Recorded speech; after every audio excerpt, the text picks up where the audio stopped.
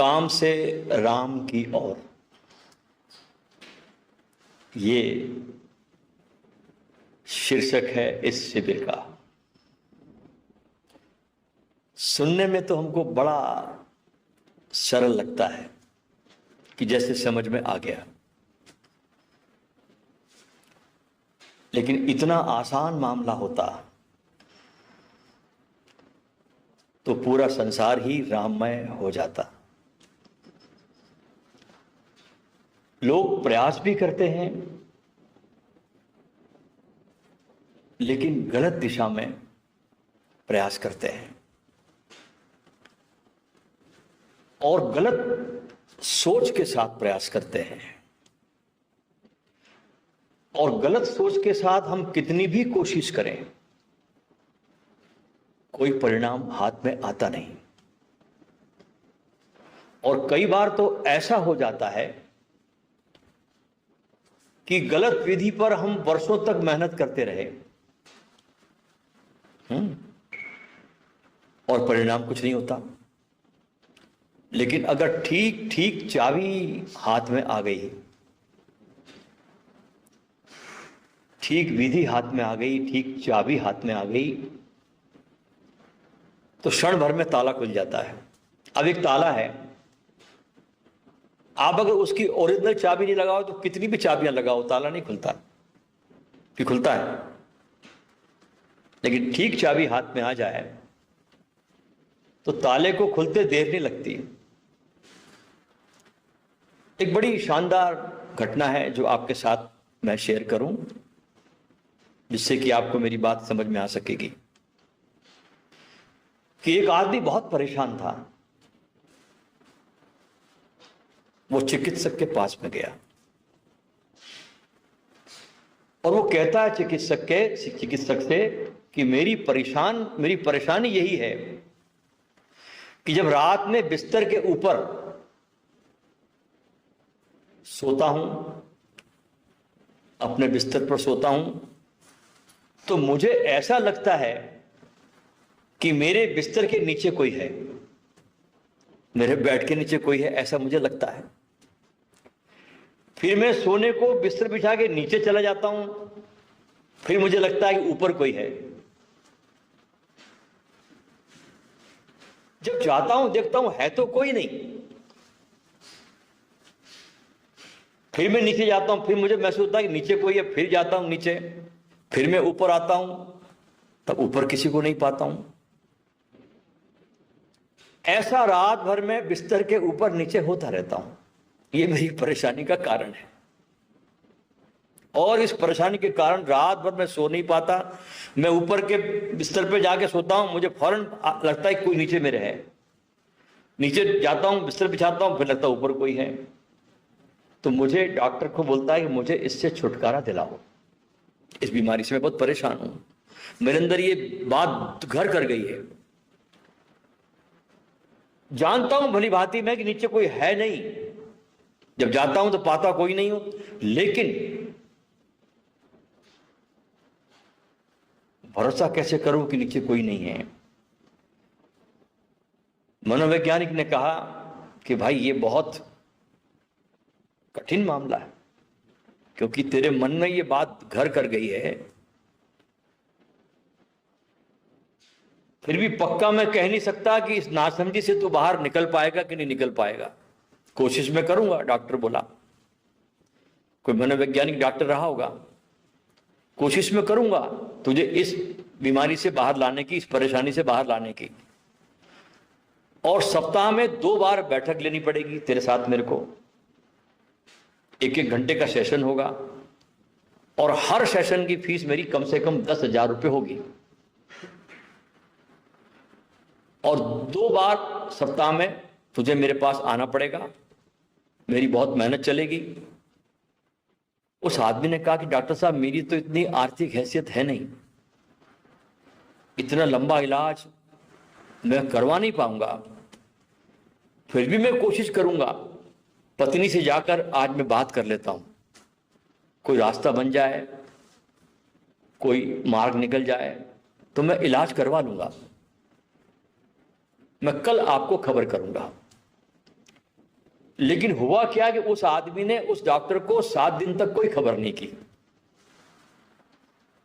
इधर ये मनोवैज्ञानिक डॉक्टर भी रास्ता देखता रहा। 7वें दिन उसने उस मरीज को फोन किया कि भाई आप आए नहीं, आपने कहा कि मैं कल आऊंगा। उसने कहा कि मैं बिल्कुल ठीक हो गया हूं। हद हो गई डॉक्टर साहब, मेरी पत्नी ने मेरा इलाज कर दिया, मेरे पैसे बच गए। मनोवैज्ञानिक ने कहा कि कैसे इलाज किया होगा तेरा इस परेशानी का, ये बड़ी भारी बीमारी थी, क्या तुम ठीक हो गए? उस आदमी ने कहा डॉक्टर साहब बिल्कुल ठीक हो गया हूं। तो डॉक्टर पूछता तुम्हारी पत्नी ने किया क्या? मनोवैज्ञानिक बड़ा हैरान हुआ कि इतनी बड़ी मन में बैठी बीमारी को उसकी पत्नी ने ठीक कैसे किया, और बीमारी बड़ी खतरनाक भी थी और बड़ी लंबी दिखाई पड़ती थी उसको कि ठीक होने में टाइम लगेगा। उस व्यक्ति ने जवाब दिया डॉक्टर साहब मेरी पत्नी ने कुछ नहीं किया, मेरी पत्नी ने उस बिस्तर के चारों पैर काट डाले, उसके चारों पैर कट गए और कुछ नहीं किया। अब किसी के नीचे होने का कोई उपाय नहीं बचा, क्योंकि पैर ही कट गए, मैं सीधा धड़ाम से जमीन पे आ गया हूं। अब मजे से सोता हूं। अब वो व्यक्ति अगर उस डॉक्टर से इलाज कराता तो नहीं 200 साल में भी वो आदमी शायद ठीक नहीं हो पाता। कई बार हमारा जरा गलत सा रुख, और यात्रा कितनी ही हो मंजिल फिर भी नहीं मिलती। गलत विधि पकड़ ले आप तो, गलत रास्ता पकड़ ले आप तो, गलत दिशा आप पकड़ ले तो। हम लोगों से, कुछ लोगों से हमने ये बातें भी सुनी हैं कि भोग में काम में डूब जाओ तो उससे ही मार्ग मिलेगा राम का। ये बातें हमने सुनी कि चीजों को इतना डूब जाओ भीतर, वहीं से रास्ता मिलता है। ये हमारी खोपड़ी में किसी ने बिठा दिया है। लेकिन जीवन का दोस्तों नियम समझो कि इच्छाएं तुमको और इच्छाओं में ले जाती है, भोग तुमको और भोग में ले जाता है, मुक्त नहीं करता। ध्यान रखना। और इस भोग का, इस इच्छाओं का कहीं कोई अंत नहीं है। भोग और काम में डूबने से आदमी इतना कामी हो जाता है कि उसे इसके सिवा कुछ सूझता भी नहीं। जरा गहरे में जाओ और जरा समझने की कोशिश करो कि काम का क्या अर्थ है। काम से क्या मतलब निकालते हैं आप, क्या अर्थ है इसका? काम का अर्थ है दूसरे से सुख लेने की आकांक्षा।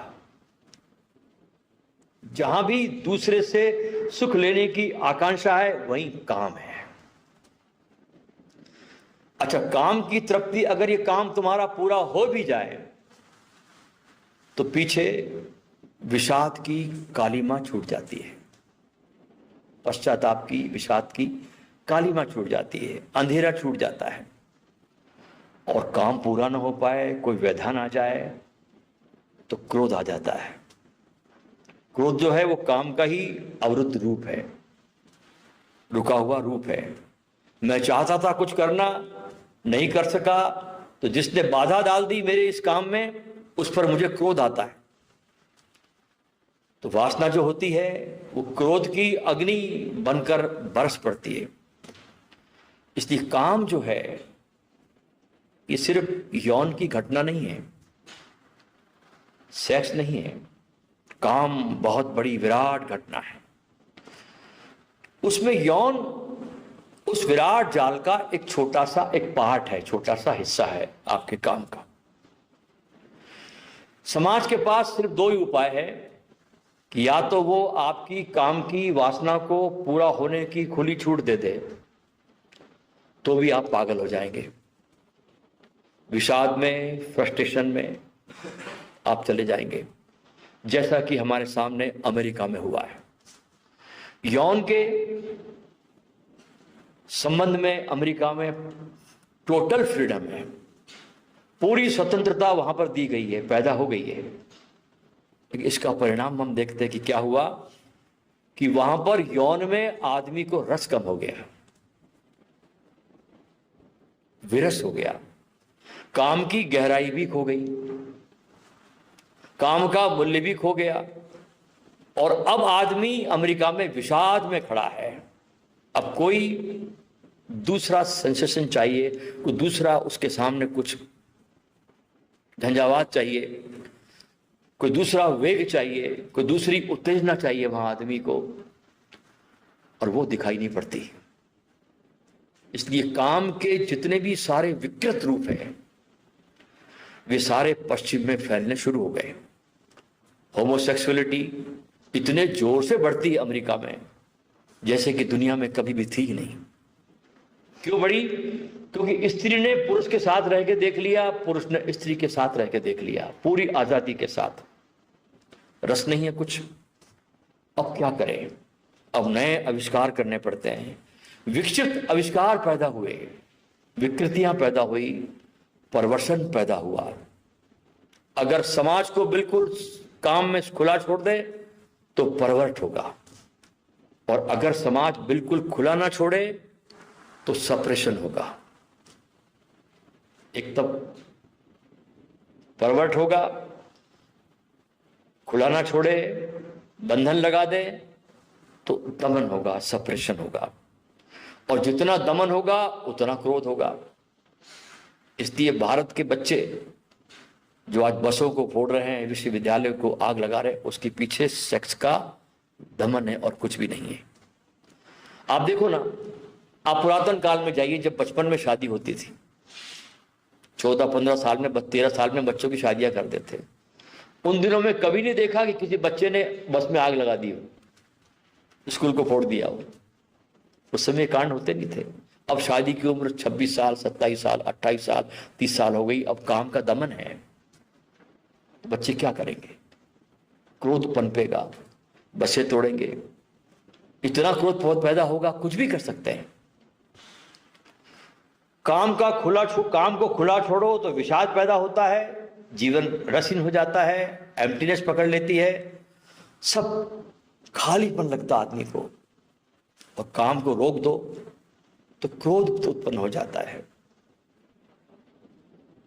अब इस काम से मुक्ति का उपाय क्या होगा?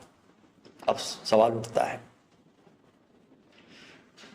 काम से मुक्ति का एक ही उपाय सदा से रहा है, बहुत ध्यान से सुनना मेरी बात, और वो है राम की स्मृति से भर जाना। इसके अलावा और कोई भी उपाय नहीं है। अच्छा, राम के अलावा जहां जहां भी तुम्हारी ऊर्जा जा रही है, ओनली सेक्स में ही नहीं, राम के अलावा जहां जहां भी तुम्हारी आंखें तलाश रही किसी को, कहीं भी किसी भी आयाम में, वो सब काम है। जहां जहां तुम्हारी ऊर्जा जाती है वो सब काम के ही अलग अलग रूप है। इसलिए इस बात पर सारा ध्यान लगाओ कि मैं राम की स्मृति से कैसे भर जाऊं, इस पर ध्यान लगाओ। वो जो परम चेतना है हमारे भीतर, उसकी स्मृति में मैं कैसे लीन हो जाऊं। और जितना जितना आप चैतन्य होते जाओगे, उस स्मृति में आप डूबते जाओगे, तो सहज रूप से आप राममय होते जाओगे। क्योंकि काम और राम एक साथ नहीं रह सकते। जब रोम रोम में राम समा जाए तब काम के लिए वहां स्थान बचता नहीं। एक प्रसिद्ध दोहा है, जहां राम वहां काम नहीं, जहां काम नहीं राम, तुलसी कैसे रहत है रवि रजनी एक ठाम। तुलसीदास का बड़ा प्यारा दोहा है। हमारे भारत के जो एक बहुत अद्भुत अद्भुत ग्रंथ है हमारे पास, उसमें एक बड़ा ग्रंथ है, उसका नाम है न्याय शास्त्र। उसमें एक बड़ी सुंदर बात आती है, सहावस्थान नाम के चैप्टर में। वहां पर उसमें वर्णन आता है कि कुछ चीजें ऐसी होती है जो एक साथ नहीं रह सकती। जैसे सूर्य के साथ अंधकार का स्थान किसी भी स्थिति में संभव नहीं है। अंधकार का अस्तित्व जो है सूर्य के उदय के साथ ही समाप्त हो जाता है। उसी प्रकार काम के साथ राम ठहरता नहीं। जैसे सूरज निकलता है तो अंधेरा नहीं ठहरता, इसी प्रकार काम से जब तुम मुक्त होना चाहते तो राम की स्मृति से उससे भर जाओ। तो सूरज का प्रयोग कर रहे हो, तो उजाले का प्रयोग कर रहे हो, अपने आप काम मिटता नहीं, वो ठहरता ही नहीं। कहा जाता है कि राजा रावण ने महासती सीता को सतीत्व से विचलित करने के लिए अशोक वाटिका में जाकर अनेक अनेक बार प्रयत्न किए, अनेक प्रलोभन दिया सीता को, उसके सामने बड़े आकर्षण उपस्थित किए रावण ने कि किसी प्रकार वो सीता रावण के प्रणय निवेदन को स्वीकार कर ले और राम को भूलकर उस पर आसक्त हो जाए। परंतु महासीता तो रावण की तरफ दृष्टि से देखती नहीं थी। कभी सीता ने रावण को देखा नहीं, क्योंकि उसका मन तो राम में ही सदा लीन रहता। रावण की जो पत्नी थी पटरानी मंदोदरी, उसने भी सीता को कई बार समझाने का असफल प्रयास भी किया, पर आखिर वह भी निराश होकर लौट गई। रावण बहुत व्याकुल हो उठा, उसके अहंकार को बड़ी चोट लगती थी जब जब जाता था सीता से निवेदन करने के लिए, और उसकी कोई युक्ति कोई विधि उस पर सीता पर काम नहीं कर रही थी। उसकी एक बहन थी, बहुत दुष्ट हृदय की महिला शूर्पणखा, भाई की व्यथा को परख लिया और उसके दिमाग में एक कुमति सूझी। अपने भाई को समझाते हुए कहा, भैया तुम सीता को मनाने के लिए इतना परेशान क्यों होते हो? क्यों न तुम माया से राम का रूप बनाकर सीता के सम्मुख उपस्थित हो जाओ। साक्षात राम के रूप में तुम्हें देखकर सीता तुम्हारे पास तो दौड़ी चली आएगी, क्योंकि तुम्हारे पास तो भैया अनंत विद्याएं हैं और मायावी रूप बनाने में तुम बहुत कुशल हो। फिर राम का रूप धारण करने में बनाने में तुम्हें क्या कठिनाई है? तुम तो राम का रूप फौरन बना सकते हो और सीता को पा सकते हो।